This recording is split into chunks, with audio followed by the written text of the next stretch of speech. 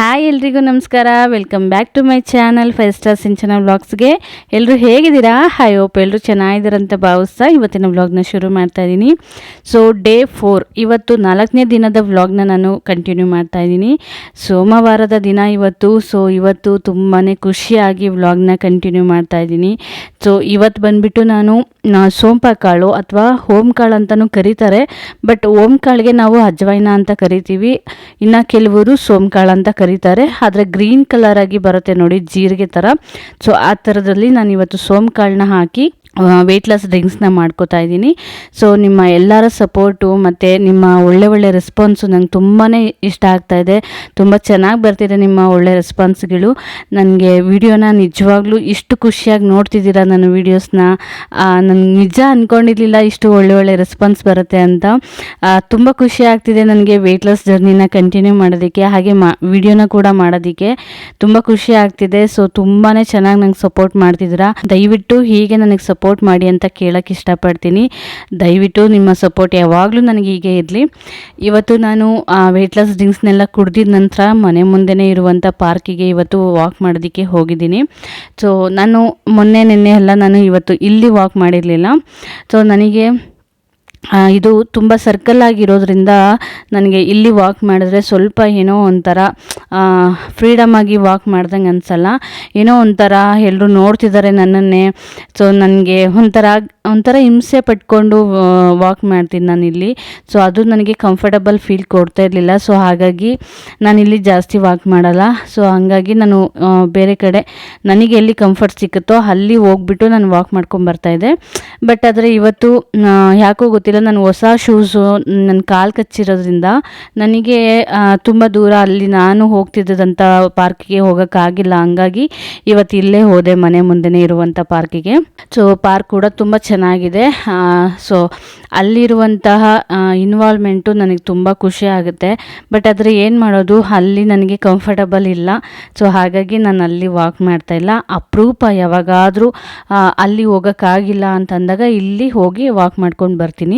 But walk important ಅಲ್ವಾ? So ಹಾಗೆ ಅದ್ರ ಜೊತೆ ನಮ್ಮ ಮನಸ್ಥಿತಿನೂ ಕೂಡ ಇಂಪಾರ್ಟೆಂಟ್ ಆಗುತ್ತೆ. ಸೊ ಹಂಗೆ ಇವತ್ತು ನನ್ನ ಬ್ರೇಕ್ಫಾಸ್ಟ್ ಕೂಡ ಒಂದು ಪ್ರಿಪೇರ್ನ ಮಾಡ್ಕೋತಾ ಇದ್ದೀನಿ. ಸೊ ಇವತ್ತು ಬೆಳಗಿನ ಬ್ರೇಕ್ಫಾಸ್ಟ್ ಏನಂತಂದರೆ, ನಾನಿಲ್ಲಿ ಸ್ವಲ್ಪ ವೀಡಿಯೋನ ಕ್ಲಿಪ್ಪಿಂಗ್ನ ನಿಮಗೆ ಶೇರ್ ಮಾಡ್ತಾಯಿದ್ದೀನಿ. ಎಲ್ಲದನ್ನು ಶೇರ್ ಮಾಡ್ತಾಯಿಲ್ಲ. ಲಾಸ್ಟ್ ವೀಡಿಯೋದಲ್ಲಿ ನಾನು ನಿಮಗೆ ವೆಯ್ಟ್ ಲಾಸ್ ಡ್ರಿಂಕ್ಸ್ ಕುಡ್ದಿದ ನಂತರ ವಾಕಿಗೆ ಹೋಗಿ ಬಂದಮೇಲೆ ನಾನು ಒಂದು ಗ್ಲಾಸ್ ಬಿಸಿನೀರನ್ನ ಕುಡಿತೀನಿ. ಅದಕ್ಕೆ ಮುಂಚೆ ನಾನು ನೀರನ್ನ ಕಾಯಿಸ್ಕೊಂಡು ಫ್ಲಾಸ್ಕಿಗೆಲ್ಲ ಹಾಕಿಟ್ಕೋತಿದ್ನಲ್ವ. ಸೊ ಅದ್ರ ವಿಡಿಯೋ ಕೂಡ ನಾನು ಹಾಕ್ತಾಯಿಲ್ಲ. ಯಾಕೆಂದರೆ ಡೈಲಿ ಒಂದೇ ಥರ ಏನು ತೋರಿಸೋದು, ಸ್ವಲ್ಪ ಡಿಫ್ರೆಂಟಾಗಿರಲಿ ಅಂತ ಹೇಳ್ಬಿಟ್ಟು ಇವತ್ತು ಈ ಥರ ತೋರಿಸ್ತಾ ಇದ್ದೀನಿ. ಸೊ ವೆಯ್ಟ್ ಲಾಸ್ ಜರ್ನಿ ಅಂತ ಅಂದಾಗ ನಮ್ಮ ತಲೆಯಲ್ಲಿ 108 ಥರ ಓಡುತ್ತೆ. ಬರೀ ಫುಡ್ ತೋರಿಸೋದೇ ಆಗುತ್ತೆ, ಮತ್ತು ಅದನ್ನು ಹೇಗೆ ಪ್ರಿಪೇರ್ ಮಾಡೋದು ಅನ್ನೋದೇ ತೋರಿಸೋದಾಗುತ್ತೆ. ಸೊ ಅದನ್ನೇ ನೋಡೋದಕ್ಕೆ ನಿಮಗೂ ಇಷ್ಟ ಆಗಲ್ಲ, ಬೋರಿಂಗ್ ಆಗುತ್ತೆ ನೋಡೋದಕ್ಕೆ ವೀಡಿಯೋಸು. ಸೊ ಅದಕ್ಕೆ ಸ್ವಲ್ಪ ಡೇ ಬೈ ಡೇ ನನಗೆ ಸ್ವಲ್ಪ ಡಿಫ್ರೆಂಟಾಗಿ ತೋರಿಸೋಣ, ಡಿಫ್ರೆಂಟಾಗಿ ವ್ಲಾಗ್ ನೋಡಿದ್ರೆ ಅವ್ರಿಗೂ ಖುಷಿ ಆಗುತ್ತೆ. ಸೊ ಚೆನ್ನಾಗಿ ಮಾಡಬೇಕು ಅಂತ ಹೇಳ್ಬಿಟ್ಟು, ಅದರಲ್ಲೂ ನಿಮ್ಮ ರೆಸ್ಪಾನ್ಸ್ ನೋಡಿದ್ಮೇಲಂತೂ ನನ್ನ ಥಿಂಕಿಂಗ್ ತುಂಬಾ ಓವರಿಂಗ್ ಥಿಂಕಿಂಗ್ ಆಗಿದೆ. ಯಾವ ರೀತಿ ಮಾಡೋದು, ಯಾವ ರೀತಿ ಜನ ಎಕ್ಸ್ಪೆಕ್ಟ್ ಮಾಡ್ತಾರೆ, ನನ್ನ ವ್ಯೂವರ್ಸು ಯಾವ ರೀತಿ ಇಷ್ಟಪಡ್ತಾರೆ ವಿಡಿಯೋಸ್ ನೋಡೋದಕ್ಕೆ ಅಂತೇಳಿ ತುಂಬ ಥಿಂಕ್ ಮಾಡ್ತಾ ಇರ್ತೀನಿ. ಸೊ ಅದಕ್ಕೆ ಸ್ವಲ್ಪ ಒಂದಿನ ಒಂದೊಂದು ಥರ ಡಿಫ್ರೆಂಟಾಗಿ ವಿಡಿಯೋ ಮಾಡ್ತಾಯಿದ್ದೀನಿ. ಸೊ ಇವತ್ತು ನನ್ನ ಬೆಳಗಿನ ಬ್ರೇಕ್ಫಾಸ್ಟು ಎಲ್ಲ ಫುಲ್ ವೆಜ್, ಅಂದರೆ ವೆಜಿಟೇಬಲ್ನ ಕಟ್ ಮಾಡಿಬಿಟ್ಟು ಈ ರೀತಿ ತಿಂತಾಯಿದ್ದೀನಿ. ಸೊ ಎಲ್ಲ ಥರದ್ದೂ ಇಟ್ಕೊಂಡಿದ್ದೀನಿ. ಸೌತೆಕಾಯಿ ಮತ್ತು ಕ್ಯಾರೆಟ್ ಮಿಸ್ ಆಯಿತು ಈ ಸತಿ, ಕ್ಯಾರೆಟ್ ಖಾಲಿ ಆಗಿಬಿಟ್ಟಿತ್ತು. ಬೀಟ್ರೂಟು ಮತ್ತು ಮೂಲಂಗಿ ತುಂಬ ಖಾರ ಆಗಿತ್ತು. ಇದು ನಾಟಿ ಇಲ್ಲ ಆದ್ರೂ ಖಾರ ಇದೆ. ಬಟ್ ನಾಟಿ ಮೂಲಂಗಿ ಸಿಕ್ಕರೆ ತಗೊಳ್ಳಿ ನೀವು, ಅದು ತುಂಬ ಒಳ್ಳೆಯದು, ಗ್ಯಾಸ್ಟ್ರಿಕ್ ತೆಗಿಯುತ್ತೆ. ಹಂಗೆ ನಮ್ಮ ವೆಯ್ಟ್ ಲಾಸ್ ಚಾಲೆಂಜಿಂಗಲ್ಲಿ ತುಂಬಾ ಹೆಲ್ಪ್ ಆಗುತ್ತೆ. ಸೊ ನನಗಂತೂ ತುಂಬ ಖುಷಿ ಪಟ್ಕೊಂಡು ಇದನ್ನು ನಾನು ಚೆನ್ನಾಗಿ ಇಷ್ಟಪಟ್ಟು ತಿಂತಾಯಿದ್ದೀನಿ. ಯಾಕೆಂದರೆ ನನಗೆ ಬೀಟ್ರೂಟು ತುಂಬ ಸ್ವೀಟಾಗಿರುತ್ತೆ, ಹಾಗಾಗಿ ಬೀಟ್ರೂಟ್ನ ಇಷ್ಟಪಟ್ಟು ತಿಂತೀನಿ. ಆ್ಯಂಡ್ ಮೂಲಂಗಿ ಕೂಡ ತುಂಬ ಇಷ್ಟ ನನಗೆ. ಅದು ಖಾರ ಒಂಚೂರು ಕಮ್ಮಿ ಇದ್ದರೆ ಒಳ್ಳೆಯದು. ಸೊ ಆದರೂ ಪರವಾಗಿಲ್ಲ, ಅಡ್ಜಸ್ಟ್ ಮಾಡ್ಕೊಂಡು ತಿಂತೀನಿ. ಸೌತೆಕಾಯಿ ಅಂತೂ ನಾನು ಮಿಸ್ಸೇ ಮಾಡಲ್ಲ, ಎಲ್ಲದರಲ್ಲೂ ಇನ್ಕ್ಲೂಡ್ ಮಾಡ್ಕೋತಾನೆ ಇರ್ತೀನಿ. ಈವನ್ ನಾನು 11:30ಗೆ ಜ್ಯೂಸ್ ಕುಡಿಯುವಾಗ ಅಥವಾ ಮಜ್ಜಿಗೆ ತೊಗೊಳ್ಳುವಾಗ, ಏನಾದರೂ ಫ್ರೂಟ್ಸ್ ತೊಗೊಳ್ಳುವಾಗ ಅದ್ರ ಜೊತೆ ಸೌತೆಕಾಯಿ ಇದ್ದೇ ಇರುತ್ತೆ. ಸೊ ಸೌತೆಕಾಯಿನ ಎಲ್ಲದ್ರ ಜೊತೆ ಇನ್ಕ್ಲೂಡ್ ಮಾಡ್ಕೊಳ್ಳೋದ್ರಿಂದ ನಮ್ಮ ವೆಯ್ಟ್ ಲಾಸ್ ಜರ್ನಿನಲ್ಲಿ ಹೆಲ್ಪ್ ಆಗುತ್ತೆ. ನಮ್ಮ ದೇಹಕ್ಕೂ ಕೂಡ ತುಂಬ ಒಳ್ಳೆಯದು. ಸೊ ಅದಕ್ಕೋಸ್ಕರ ಹೇಳ್ತಾ ಇದ್ದೀನಿ. ಬ್ರೇಕ್ಫಾಸ್ಟ್ ಎಲ್ಲ ತಿಂದಿದ್ದಾದಮೇಲೆ ನನ್ನ 11-11:30 ನಾನು ಏನು ತಗೋತಾ ಇದ್ದೀನಿ ಇವತ್ತು ಅಂತಂದರೆ, ಒಂದು ಮೂಸಂಬಿ ಮತ್ತು ಒಂದು ಆ್ಯಪಲ್ನ ತಗೋತಾ ಇದ್ದೀನಿ. ಇದು ಕೂಡ ತುಂಬ ಒಳ್ಳೆಯದು. ನಾವು ಯಾವಾಗಲೂ ಲಿಕ್ವಿಡ್ನೇ ತಗೋಬೇಕು ಅಂತ ಏನಿಲ್ಲ. ಒಂದು ಸ್ನ್ಯಾಕ್ಸ್ ಟೈಮ್ ಅಂತ ಇಟ್ಕೊಂಡಾಗ ನಾವು ಬರೀ ಲಿಕ್ವಿಡೇ ತಗೋತಾ ಇದ್ದರೆ ಅದು ನಮಗೂ ಒಂಥರ ಬೋರಿಂಗ್ ಆಗುತ್ತೆ. ಸೊ ಹಾಗಾಗಿ ಸ್ವಲ್ಪ ಚೇಂಜಸ್ ಇರಲಿ ಅಂತ ಹೇಳ್ಬಿಟ್ಟು ಇವತ್ತು ಆ್ಯಪಲ್ಲು ಮತ್ತು ಮೂಸಂಬಿನ ತಗೋತಿದ್ದೀನಿ. ಎರಡರಲ್ಲಿ ಆದರೂ ಒಂದನ್ನು ತೊಗೊಂಡ್ರೂ ಓಕೆ, ಪರವಾಗಿಲ್ಲ. ಬಟ್ ನನಗೆ ಯಾಕೋ ಬೇಕಂತ ಅನ್ನಿಸು, ಹಾಗಾಗಿ ಇವತ್ತು ಅದನ್ನು ತೊಗೊಂಡೆ. ಯಾಕೆಂದರೆ ಬೆಳಗ್ಗೆ ಇವತ್ತು ಬರೀ ನಾನು ಸೌತೆಕಾಯಿ, ಮೂಲಂಗಿ, ಬೀಟ್ರೋಟು ಮೂರನ್ನೇ ಒಂದೊಂದೇ ಎಲ್ಲದೂ ಒಂದೊಂದೇ ಕ್ವಾಂಟಿಟಿಲಿ ಕಟ್ ಮಾಡಿ ತಿಂದಿರೋದಲ್ವ. ಸೊ ಹಾಗಾಗಿ ಸ್ವಲ್ಪ ಹಸಿವು ಅನ್ನೋ ಥರ ಅನಿಸ್ತಿತ್ತು, ಹಾಗಾಗಿ ತೊಗೊಂಡಿದ್ದೀನಿ ಅಷ್ಟೇ, ಬಿಟ್ಟರೆ ಬೇರೆ ಏನಿಲ್ಲ. ನಿಮಗೆ ಆ ಥರ ಬೇಕನ್ಸರೆ ನೀವು ತೊಗೋಬೋದು. ಸೊ ಅದಾಗಿದ್ದು ನೆಕ್ಸ್ಟು ನಾನು ಮಧ್ಯಾಹ್ನ ಊಟಕ್ಕೆ ಏನು ಅಡುಗೆ ಮಾಡ್ಕೊಳ್ಳೋದು ಅಂಥೇಳಿ ಪ್ರಿಪೇರ್ ಮಾಡ್ಕೊತಾ ಇದ್ದೀನಿ. ಸೊ ಹಾಗಾಗಿ ಇವತ್ತು ಇರುವಂತಹ ಹೆಸರು ಕಾಳು ಹಾಗೆ ಮತ್ತು ತರಕಾರಿಗಳು ಸ್ವಲ್ಪ ಏನೇನಿದೆಯೋ ತರಕಾರಿ ನಮ್ಮ ಮನೆಯಲ್ಲಿ ಏನಿರುತ್ತೋ ಅದನ್ನೇ ಮಾಡ್ಕೊಳ್ಳಿ. ಅದನ್ನು ತಂದು ಮಾಡ್ಕೋಬೇಕು ಅನ್ನೋದೆಲ್ಲ ಏನಿಲ್ಲ. ಇದು ನಾನು ಮಿಡಲ್ ಕ್ಲಾಸ್ನವರಿಗೆ ಹೆಲ್ಪ್ ಆಗೋ ಥರನೇ ನಾನು ವೆಯ್ಟ್ ಲಾಸ್ ಜರ್ನಿಯನ್ನು ಮಾಡ್ತಾಯಿದ್ದೀನಿ. ದಯವಿಟ್ಟು ಅರ್ಥ ಮಾಡ್ಕೊಳ್ಳಿ. ನೀವು ಅನ್ಕೋಬೋದು, ಅಯ್ಯೋ ಅದನ್ನು ತಂದು ಇದನ್ನು ತಂದು ಎಲ್ಲನೂ ತಂದು ಮಾಡ್ಕೋಬೇಕು ಅಂತ. ಕೆಲವೊಂದು ವೆಯ್ಟ್ ಲಾಸ್ ಜರ್ನಿನಲ್ಲಿ ನಾನು ನೋಡಿದ್ದೀನಿ ಆ್ಯಂಡ್ ನಿಮಗೂ ಗೊತ್ತಿರುತ್ತೆ. ಸೊ ನಾವು ಡ್ರೈ ಫ್ರೂಟ್ಸ್ಗಳಲ್ಲೇ ವೆಯ್ಟ್ ಲಾಸ್ ಮಾಡೋವಂಥದ್ದು, ಆಮೇಲೆ ಪ್ರೋಟೀನ್ ಪೌಡರ್ಸ್ ನಾವು ವೆಯ್ಟ್ ಲಾಸ್ ಮಾಡೋವಂಥದ್ದು ಆ ಥರ. ಸೊ ಯಾವಾಗಲೂ ಎಲ್ಲ ಟೈಮಲ್ಲೂ ನಾವು ಲೈಫ್ ಲಾಂಗ್ ಅಂಥದ್ದೇ ತಗೊಬಂದು ತಿಂದು ಇರೋಕ್ಕಾಗಲ್ಲ ಅಲ್ವಾ. ಸೊ ಹಾಗಾಗಿ ನಮ್ಗೆ ಏನು ಕೈಗೆ ಎಟ್ಕುತ್ತೆ, ನಮ್ಮ ಒಂದು ದಿನಚರಿ ಅಥವಾ ನಮ್ಮ ಲೈಫ್ ಸ್ಟೈಲಲ್ಲಿ ಅದು ಒಂದು ನಮಗೆ ಏನು ನಮ್ಮ ಕೈಗೆ ಎಟ್ಕುತ್ತೆ. ಸೊ ಈ ಥರದಲ್ಲಿ ನಾವು ಮಾಡಿಕೊಂಡು ತಿನ್ನುವಂಥದ್ದು. ಸೊ ಇವಾಗ ಎಲ್ರಿಗೂ ಸಿಗುತ್ತೆ, ತರಕಾರಿ ತೊಗೊಂಡು ತಿಂತೀವಿ. ಅಂದರೆ ಸಾಂಬಾರು ಮಾಡೋದಕ್ಕಾಗಲಿ ಅಥವಾ ವೆಜಿಟೇಬಲ್ ಪಲಾವ್ ಮಾಡೋದಕ್ಕಾಗಲಿ ಈ ಥರದಕ್ಕೆಲ್ಲ ತರಕಾರಿಗಳನ್ನ ತಗೊಬಂದು ಮನೆಯಲ್ಲಿ ಸ್ಟೋರ್ ಮಾಡಿ ಇಟ್ಕೋತೀವಲ್ವ. ಹಂಗಾಗಿ ನಾವು ಈ ಥರ ಕೈಗೆ ಇಟ್ಕೋವಂತಹ ಒಂದು ಊಟ ಆಗಿರ್ಬೋದು ಅಥವಾ ಬ್ರೇಕ್ಫಾಸ್ಟ್ಗಳನ್ನ ಆಗಿರ್ಬೋದು ಮಾಡ್ಕೊಂಡು ತಿನ್ಬೋದು ಅನ್ನೋದಕ್ಕೆ ಈ ಥರ ತೋರಿಸ್ಕೊಡ್ತಾ ಇದ್ದೀನಿ ನಾನು. ಸೊ ಆದಷ್ಟು ನಾನು ಎಲ್ರಿಗೂ ಹೆಲ್ಪ್ ಆಗೋ ಥರನೇ ನಾನು ಮಾಡಿ ತೋರಿಸ್ಕೊಡ್ತಾ ಇದ್ದೀನಿ. ನೀವು ಮಾಡಬೇಕಾಗಿರೋದು ಒಂದೇ, ಇಷ್ಟೇ, ಆವಾಗವಾಗ ಬಿಸಿಯಾಗಿ ಮಾಡ್ಕೊಂಡು ತಿನ್ನೋ ಅಂಥದ್ದು ಅಷ್ಟೇ, ನಿಮಗೆ ಬೇರೆ ಏನಿಲ್ಲ. ನಾನು ಅದನ್ನು ತೊಗೊಬಂದು ತಿನ್ನಿ, ಕೆ ಜಿಗಟ್ಟಲೆ ಬಾದಾಮಿ, ಕೆ ಜಿಗಟ್ಟಲೆ ಡ್ರೈ ಫ್ರೂಟ್ಸ್ಗಳನ್ನೇ ತಂದು ತಿನ್ನಿ, ನಟ್ಸ್ಗಳನ್ನ ತಂದು ತಿನ್ನಿ ಅಂತ ನಾನು ಇಲ್ಲಿ ತೋರಿಸ್ತಾ ಇಲ್ಲ. ಈಗ ಬಡವರು ಅಥವಾ ಮಿಡಲ್ ಕ್ಲಾಸ್ನವರು, ಲೋ ಕ್ಲಾಸ್ನವರು ಇಬ್ರಿಗೂ ಹೆಲ್ಪ್ ಆಗೋ ಥರ ಅಂಥವ್ರಿಗೆ ನಾನು ಇದನ್ನು ತೋರಿಸ್ಕೊಡ್ತಾ ಇದ್ದೀನಿ. ಆ್ಯಕ್ಚುಲಿ ನನ್ನ ಮೈಂಡಲ್ಲಿ ಇರೋದು ಪ್ರತಿಯೊಬ್ಬರಿಗೂ ಹೆಲ್ಪ್ ಆಗಬೇಕು. ಇವಾಗ ಎಲ್ಲರೂ ತೋರಿಸ್ತಾರೆ, ಒಂದೇ ಥರ ತೋರಿಸ್ತಾರೆ, ಏನು ಡ್ರೈ ಫ್ರೂಟ್ಸ್ ತಂದಿಟ್ಕೊಳ್ಳೋದು, ಎಲ್ಲ ಥರನೂ ತಂದಿಟ್ಕೊಂಡು ಡಯಟ್ ಮಾಡಬೇಕು, ಈ ಥರ ಇದ್ರೇ ಡಯಟ್ ಮಾಡೋಕ್ಕಾಗೋದು, ಸಣ್ಣ ಆಗೋಕ್ಕಾಗೋದು ಅನ್ನೋದು ಮೈಂಡಲ್ಲಿ ಫಿಕ್ಸ್ ಆಗಿಬಿಟ್ಟಿರುತ್ತೆ. ಸೊ ಅದನ್ನು ಮೊದಲು ತೆಗ್ದಾಕಿ ನಮ್ಮ ಕೈಲಿ ಏನಿದೆ ಅದರಲ್ಲಿ ನಾವು ಏನು ಮಾಡ್ಕೊಂಡು ತಿನ್ಬೋದು ಅನ್ನೋದನ್ನು ಫಸ್ಟ್ ಯೋಚನೆ ಮಾಡಿ.